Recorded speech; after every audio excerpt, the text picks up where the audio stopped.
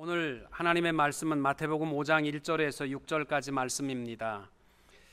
예수께서 무리를 보시고 산에 올라가 앉으시니 제자들이 나아온지라 입을 열어 가르쳐 이르시되 심령이 가난한 자는 복이 있나니 천국이 그들의 것임이요 애통하는 자는 복이 있나니 그들이 위로를 받을 것임이요 온유한 자는 복이 있나니 그들이 땅을 기업으로 받을 것임이요 의에 줄이고 목마른 자는 복이 있나니 그들이 배부를 것임이요 아멘. 오늘은 팔복 가운데 네 번째 의에 줄이고 목마른 자에 관한 말씀입니다. 프란시스 셰퍼 박사가 말년에 암투병 생활을 하면서 자신의 아픈 몸을 이끌고 대학 캠퍼스를 찾아다니면서 젊은이들에게 외쳤던 마지막 메시지가 있습니다. 그것은 행복을 삶의 목표로 삼지 말라라는 것이었습니다. 사람들은 모두 행복을 소망하고 또 행복해지기 위해서 오늘의 혹독한 대가를 치르며 살아가지만 인간의 행복이라는 것은 하나님의 의를 떠나서는 그 어디에도 발견할 수 없다라는 것입니다. 오늘 본문에서 예수님께서 하신 말씀, 의에 줄이고 목마른 자가 복이 있다라는 말씀은 행복을 삶의 목표로 삼지 말고 거룩함을 삶의 목표로 삼아 살아가는 자가 복이 있다라는 말씀으로 대언할 수 있는 것입니다. 오늘날 많은 그리스도인들의 문제점이 있다면 행복은 구하지만 거룩함을 구하지 않는 데 있습니다.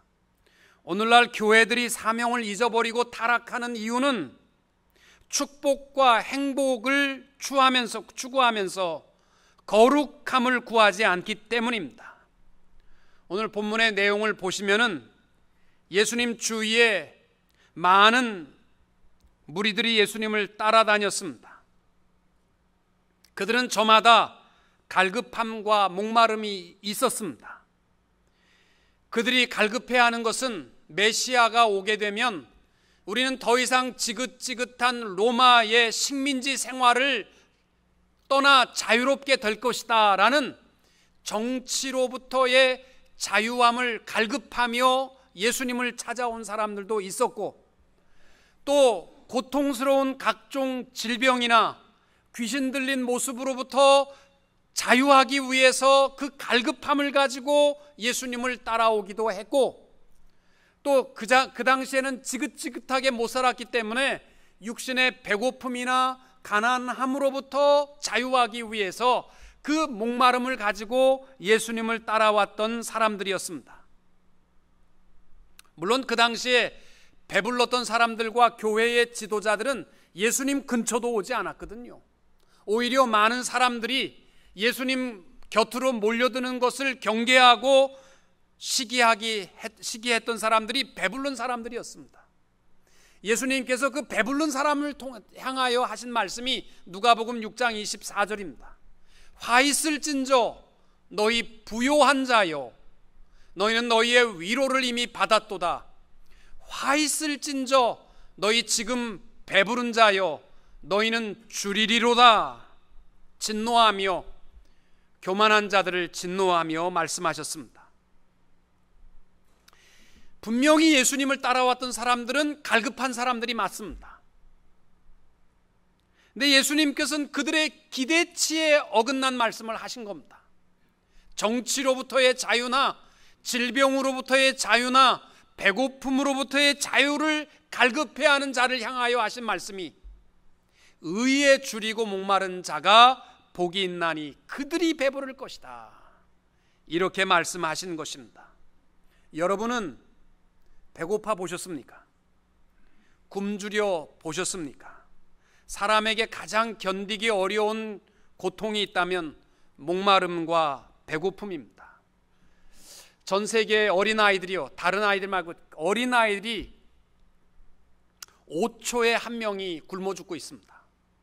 하루에 16,000명, 1년에 600만 명씩 어린아이들이 굶어 죽는다는 것은 심각한 이야기입니다.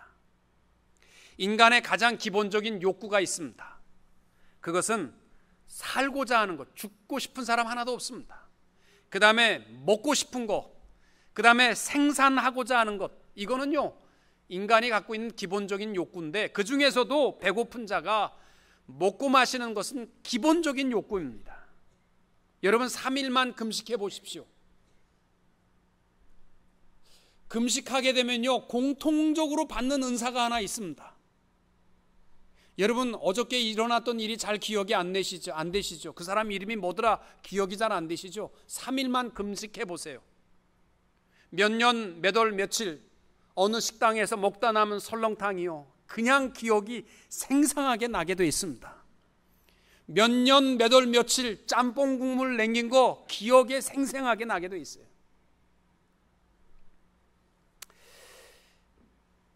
우리 교회 전도사님들이 목사 안수를 받을 때 작년에도 2주 동안 기도원에 들어가서 금식을 하도록 제가 권했습니다.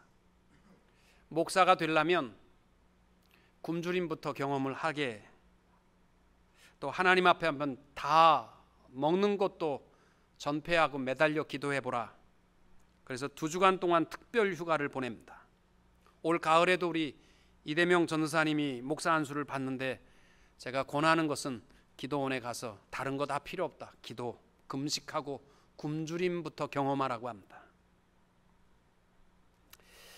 우리 상식적인 생각으로는요 어떠하든지 배고픔을 경험하지 않고 목마름이 없는 인생을 행복한 인생으로 말하지 않습니까?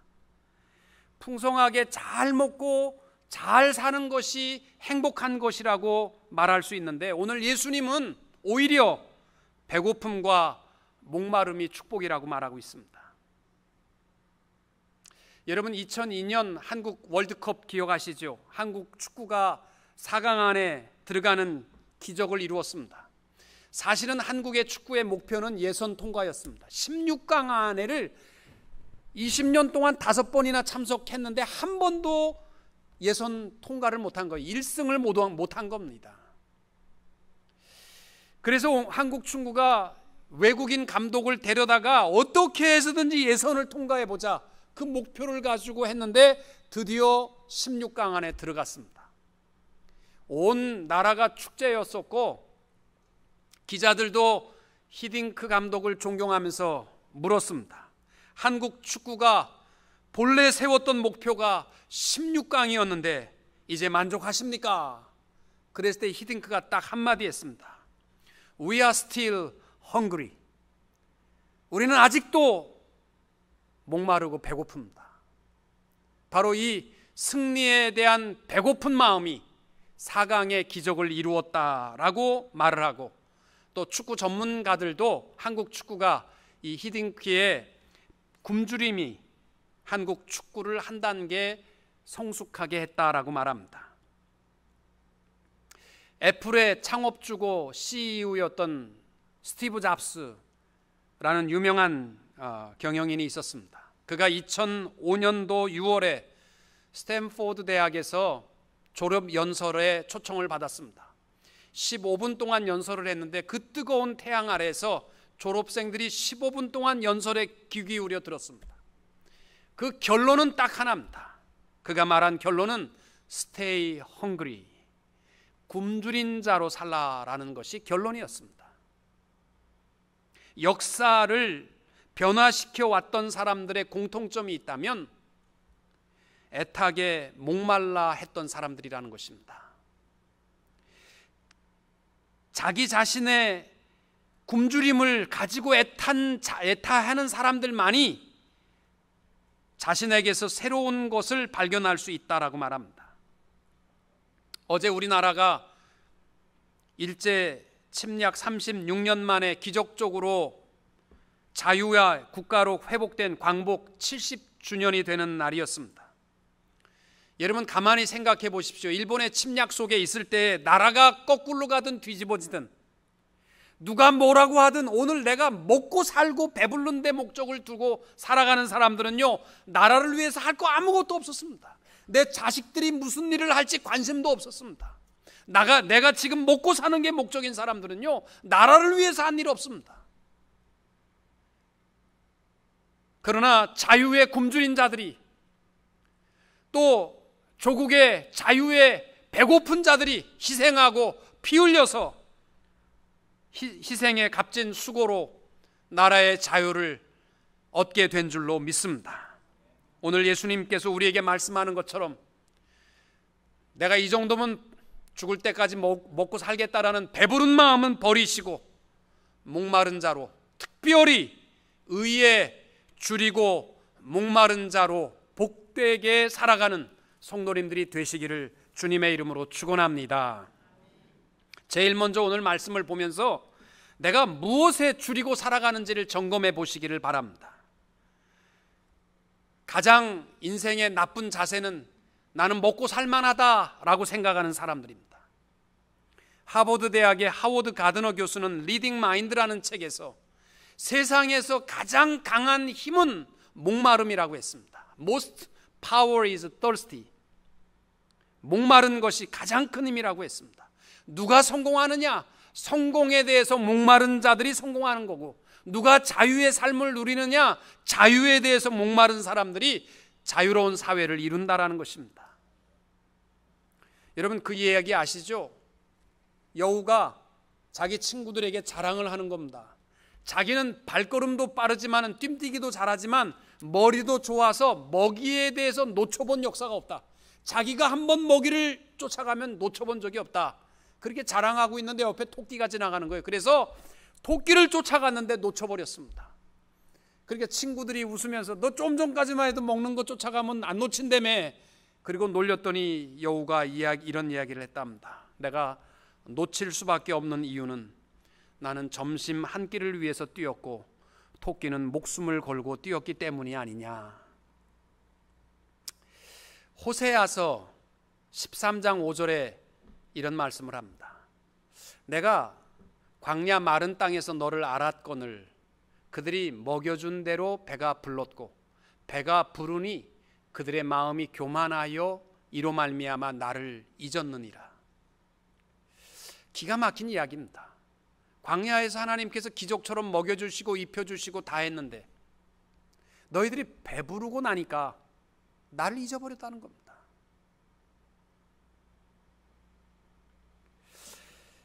여러분, 자수성가에서 성공하신 분들을 가만히 보면요, 다 배고픔의 고통을 경험하신 분들입니다. 왜 그렇게 죽도록 공부했느냐? 배고픔이 너무 지긋지긋해서 내가 공부 안 하면 평생 이렇게 굶어 배고픔 가운데 살아가느니 공부해야 되겠다. 그래서 배고픔을 가진 자만이 모든 환경을 이기고 승리했다라는 이야기를 하고 있습니다. 여러분, 옛날에 한국 복싱들이요 굉장히 유명한 세계적인 선수가 많았습니다.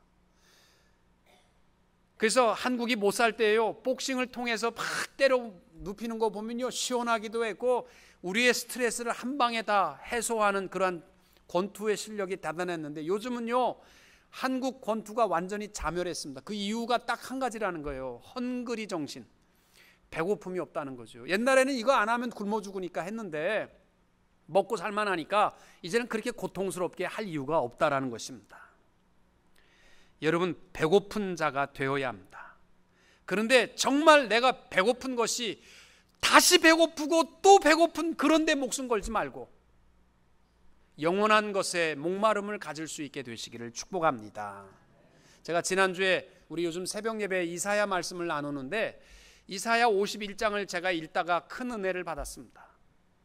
51장의 내용이 이래요. 하나님께서 아무리 이스라엘 백성들을 돌아오게 하려고 해도 죄악된 자리에서 안 돌아오는 거예요.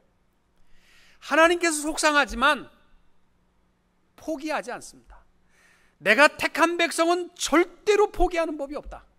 너 한번 생각해보라. 네가 여기에 오기에 택한 백성으로 이 자리에 서게 된 것이 네 힘이냐, 내가 움푹 파서 여기다 갖다 놨다. 너 한번 네 자리 한번 생각해봐라. 내가 택해서 너희들 돌아오기를 암만 기대해도 너희들이 안 돌아오니까 내가 하마, 내가 다 하마, 내가 너희를 제자리에 회복시켜 놓겠다. 이게 하나님의 약속이에요. 그러면서 listen to me, 한 가지 들어라. 세상에는 영원한 것이 있고 없어질 것이 있다. 근데 이 없어질 것들을 위해 살지 말고 영원한 것을 지키라. 이게 하나님께서 회복시켜 주시는 하나님의 자녀에게 간곡하게 부탁하는 말씀입니다. 없어질 것들이 뭡니까? 사람들이 비방하고 회방하고 욕심과 허영과 물질들은 다 없어질 것들이라는 거예요. 영원한 것은 딱 하나인데 하나님의 통치의 공의라는 것입니다. 오늘 내용이 그겁니다. 만약 우리가 썩어질 것들을 목말라 하며 살게 되면 잠깐 후에 우리는 인생이 허무하구나, 헛되고 헛되니 헛되고 헛되도다, 이것밖에 고백할 말이 없는 겁니다. 특별히 우리가 목말라 하지 말아야 할 첫 번째가 있다면 그것은 물질입니다.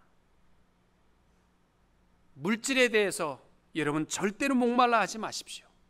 물질에 대해서 허덕인다고 해서 이걸 가지고 갈급해해서 해결되는 길은 없습니다. 평생 목말라 하며 내가 왜 쓸데없는 것에 목숨 걸고 살았는가 후회할 날이 머지 않습니다. 요한계시록에 보면 마지막 때에 사람들은 둘로 나뉘어진다는 거예요. 그 이마와 손등에 짐승의 표를 받는 사람들이 있고, 그 이마와 손등에 어린 양의 이름과 그 하나님 아버지의 이름이 새겨진 사람으로 나뉘어진다는 겁니다. 근데 그게 무슨 베리칩을 받고 안 받고 그런 얘기가 아니라 물질이에요. 썩어질 물질들을 목적으로 살아가게 되면 결국은 짐승의 표를 받을 수밖에 없고, 썩지 아니할 하나님의 공의를 목적하고 살아가게 되면 어린 양의 이름과 그 아버지의 이름의 표를 새기게 되는 줄로 믿습니다. 먹어봐야 다시 목마르는 것. 수가성에서 예수님께서 여인을 만났을 때에 여인은요, 사실은 행복과 만족을 얼마나 추구했던 여인인지 몰라요. 어떻게 하냐면 남편을 5번이나 바꿨거든요. 살아보니까 이거 이래갖고 내 인생 행복할 수 없으니까 바꿔치우고, 또 바꾸고 보니까 별 볼 일 없고 또 바꾸고 5명이나 바꿨는데도 허덕이는 인생 앞에 예수님께서 이 물을 먹는 자마다 다시 목마르려니와 내가 주는 물을 마시는 자는 다시는 목마르지 아니하리라. 여러분, 없어질 것들 갈급해하면요 평생 후회하십니다. 헛된 것에 목마른 인생이 되지 않게 되기를 바랍니다. 또 하나, 헛된 것에 목숨 거는 사람들이 취미예요. 그냥 골프와 바둑과 장기에 목숨 걸고 지금 집안 구석이 돼가는 것도 모르고 아내가 죽느냐 사느냐 떠날까 말까 고민한 줄도 모르고 너는 가려면 가고 말라면 말고 나는 밤새도록 바둑 두고 또 아침 가서 바둑 두고, 지금도 예배 시간에 저렇게 보면 저게 흑이 이겼나 백이 이겼나 이것만 계산하는 사람들도 있어요. 온통 그냥 이거 아니면 인생의 재미가 없는 것처럼 내가 이게 인생의 목숨 걸고 살아간 사람, 참 미련한 사람들입니다. 어떤 장로님은 밤새도록 바둑 두고 교회에 와서 기도 인도하는데 예수님의 이름으로 기도합니다 아다리 그렇게 했다는 겁니다. 여러분, 이거요 되게 재밌는 것 같고 이거 없으면 없어질 것 같아도요 조금만 지나면 이거 아무것도 아닙니다. 뭐 골프에 목숨 걸고 그냥 그렇게 살아가면서 싸우고 막 원수 맺고 이놈도 원수 맺고 저놈도 싸우고 이러면서 싸우고, 그게 목숨 걸 만한 겁니까? 그만큼 인생을 놓칠 만큼 가장 중요한 것이기에 목숨 것입니까? 우리의 목마름이요 이런 것에 있어서는 안 됩니다. 오늘 예수님께서 우리에게 목마름이 있어야 될 것은 딱 하나입니다. 의에 줄이고 목마른 자들이 될 수 있기를 축복합니다. 그럼 여기서 의가 뭐냐? 의는요 하나님의 통치입니다. 하나님의 통치로 나타나는 하나님의 세계, 그게 공의요 의로운 겁니다. 의에 줄인 자라는 말은 무슨 뜻이냐면 하나님의 통치가 내 안에서 이루어졌다, 끝났다, 이게 아니라 계속해서 내 모든 삶의 영역에 하나님이 통치하도록 계속해서 갈급해하는 사람. 또 의가 나만 이루어졌다고 만족한 것이 아니라 내 주위의 모든 사람에게까지도 의로운 축복이, 하나님의 통치가 이루어지기 위해서 애쓰는 사람입니다. 우리 지금 팔복에 대해서 네 번째 시간입니다. 정리하면 심령이 가난한 자는 복이 있다라는 말은 하나님 앞에서의 겸손입니다. 애통하는 자는 복이 있다는 말은 하나님 앞에서 자신을 향한 겸손입니다. 온유한 자가 복이 있다라는 말은 길들인 야생마라고 표현했습니다. 내 마음과 내 고집대로 하고 싶은 대로 다 하다가 이제는 성령이 내 안에 계심으로 말미암아 성령의 성품으로 바뀐 변화된 사람입니다. 그리고 온유한 자와 밀접한 관계에 있는 것이 의에 줄인 자입니다. 이게 뭐냐면 변화는 시켰는데 이것으로 계속되면 좋은데 그렇지 않은 거예요. 계속해서 우리에게는 끊임없이 내 속에 못된 모습이 있거든요. 그래서 계속해서 하나님의 통치에 대해서 목말라하고 굶주려 하는 삶, 그리고 그 세계를 확장시켜, 온유한 마음이 나로 끝나는 것이 아니라 확장시켜 나가는 마음, 이것이 의에 줄이고 목마른 자의 모습이 되는 줄로 믿습니다. 의에 줄이려면요, 첫째로 자기 자신에 대한 목마름을 늘 갖게 되시기 바랍니다. 여러분, 우리가 하나님 사랑하고 하나님께서 우리를 변화시켜 주시고 하나님께서 구원의 소망을 주신 줄로 믿습니다. 그런데도 불구하고요, 우리 속에는요 막 열심히 기도하고 3박 4일 동안 산에서 기도하고 내려오는데요, 또 내 마음속에는 못된 것이 꿈틀대고 나를 전복시키려고 또 한다고요. 이게 인간이기 때문에 자신에 대해서 계속해서 의에 대해서 목말라 하셔야 됩니다. 한번 예수로 말미암아 기쁨을 체험했다고 해서 착각하지 마십시오. 계속해서 내 속에 일어나는 모든 유혹들에서 이기려면요, 자신에 대해서 의에 대한 목마름을 늘 가지셔야 됩니다. 누가복음 15장에 보면은 예수님께서 탕자의 비유를 말씀하셨습니다. 잘 아는 이야기죠. 아들이 아버지가 죽어야 받아야 할 유산 상속을 미리 땡겨서 갔다가 먼 타국에 가서 다 호랑방탕하게 쓰고 온 겁니다. 그러면 이 아버지와 아들의 관계가 안 좋았느냐? 그렇지 않습니다. 아버지가 아들을 잔소리하고 못되게 했던 아버지 아닙니다. 그러면 아들이 아버지 속 속였느냐? 그것도 아닙니다. 그러면 왜 아들이 멀리 떠났느냐? 이유는 딱 하나예요. 왜 떠났어요? 아버지와 함께하는 삶보다는 타국에 가서 느끼는 쾌락과 즐거움이 훨씬 좋다, 그것이 더 행복하다고 느꼈기 때문에 나간 거예요. 여러분, 프란시스 셰퍼가 행복을 삶의 목적으로 삼지 말라는 이유가 여기에 있어요. 잘못하면요, 행복은 쾌락 가운데 있는 줄 알고 있고 행복은 세상 가운데 있는 줄 알고요, 우리도 탕자처럼 보따리 싸서 나가는 날이 있다고요. 이 아들이 죽게 고생하고 다 잃어버리고 결국은 아버지께로 돌아가야 되겠다라고 결정한 이유가 뭐냐면 굶주림이었습니다. 내가 이렇게 살다가 보면 굶어 죽겠다, 내가 아버지 집으로 돌아가야 되겠다, 그 굶주림을 가지고 아버지한테 돌아오잖아요. 그러니까 아버지가 그 아들을 환영하며 잔치할 때 아들이 말합니다. 아버지, 나를 더 이상 아들로 부르지 마세요. 나는 품꾼의 하다로 만족합니다. 그는 굶주림을 확인하고 계속해서 내가 아버지와 함께하는 이 기쁨, 아버지 집에서 풍성함을 누리는 이것이 얼마나 행복한가를 확인할 수 있었던 것은 바로 굶주림이었습니다. 그거 잊어버리면요, 또 우리는 행복이 다른 데 있는 줄 알고 있어요. 사랑하는 성도 여러분, 날마다 하나님 앞에서 내 스스로 굶주림을 가지고 하나님과 함께하는 행복을 확인할 수 있게 되시기를 축복합니다. 여러분, 우리가 특별히 오랫동안 신앙생활 하다 보면요, 하나님의 은혜 잊어버립니다. 당연한 걸로 알아요.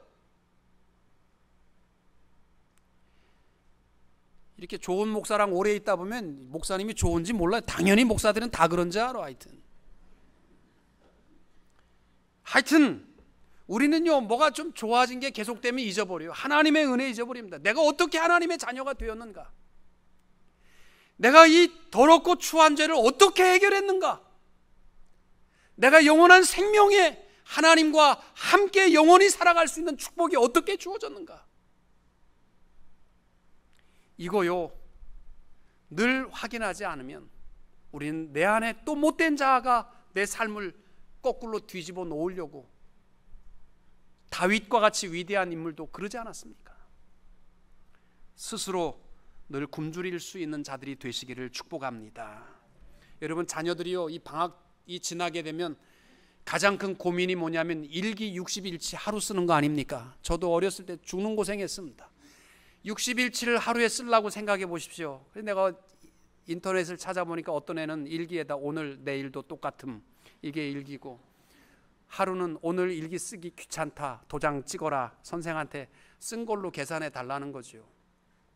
일기는 60일치 한꺼번에 몰아 쓸 수 있습니다. 그러나 하루에 할 수 없는 게 있어요, 인간이요.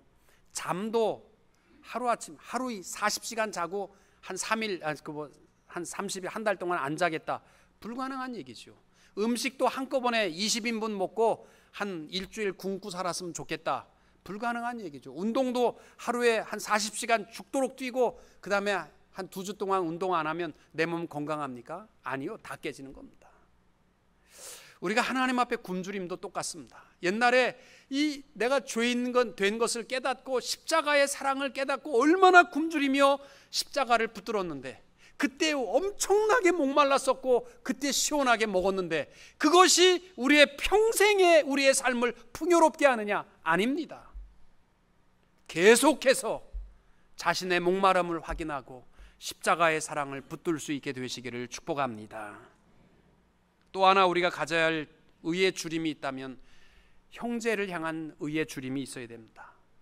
세상이 어떻게 되든지 나만 잘 먹고 이 땅 위에 잘 살다가 이 다음에 천국 가면 좋겠다, 이건 너무나 이기주의적인 하나님의 은혜를 잊어버린 사람들입니다. 은혜 받게 되면요,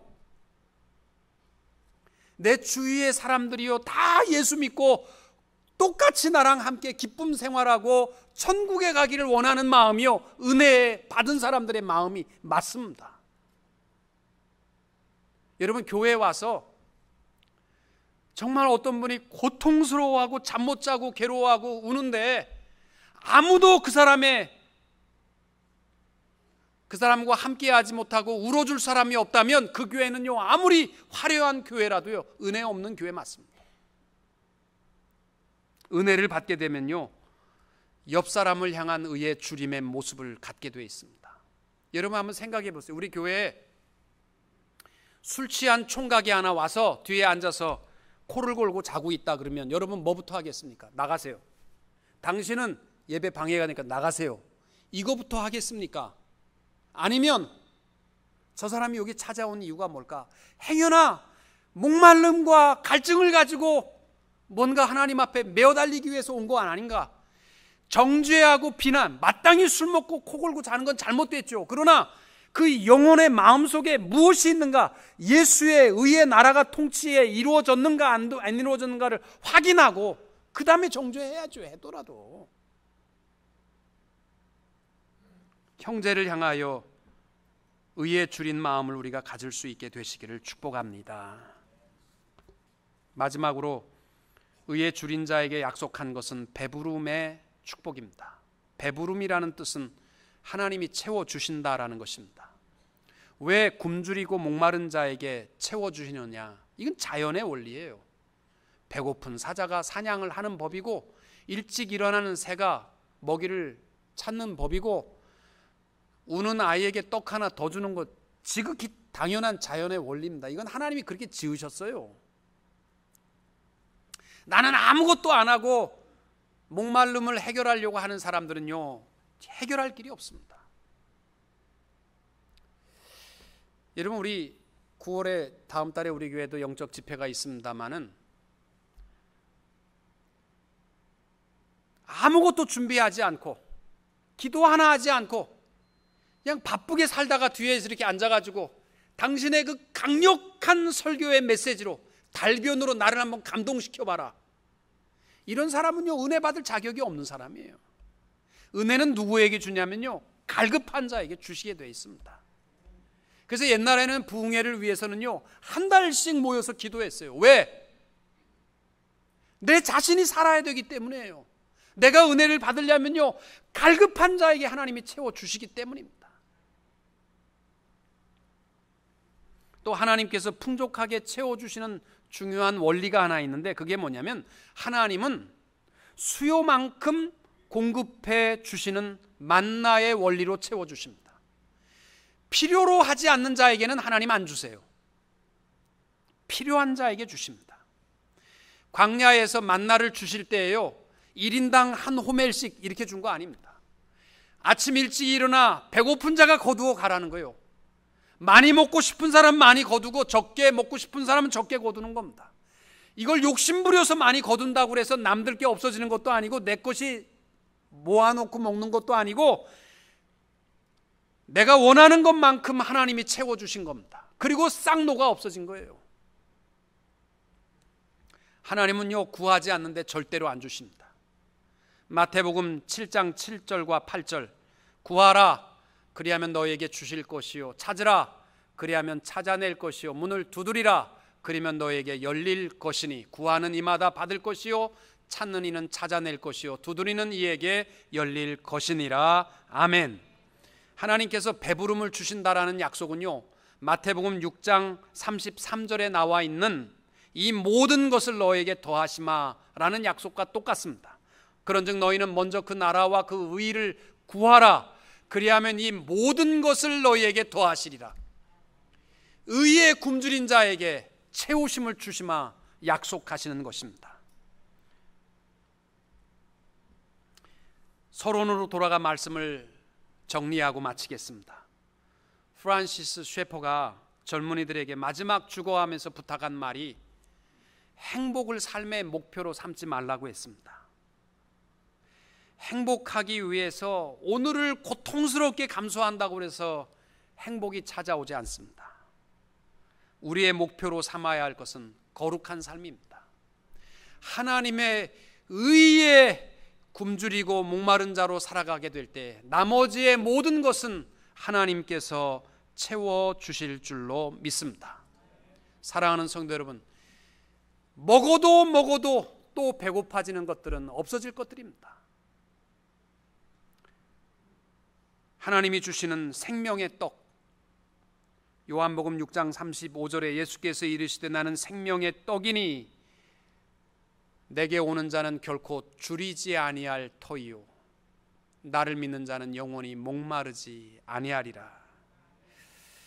늘 하나님의 공의를 목말라 하며 부단히 내 속에서 하나님께서 내 모든 삶의 통치를 이루며 살아가는 성도님들이 다 되시기를 주님의 이름으로 축원합니다.